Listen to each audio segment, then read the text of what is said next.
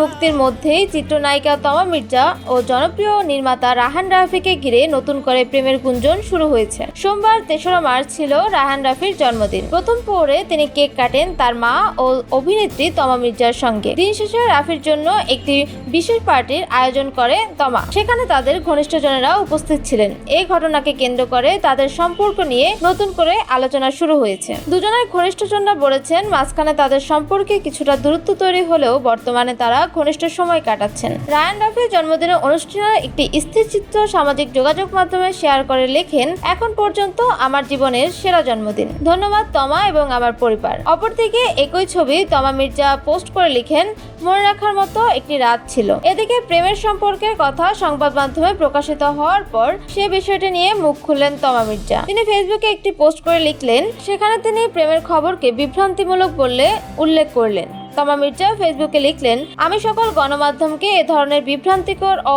অহেতুক গুজব থেকে বিরত থাকার আহ্বান জানাচ্ছি।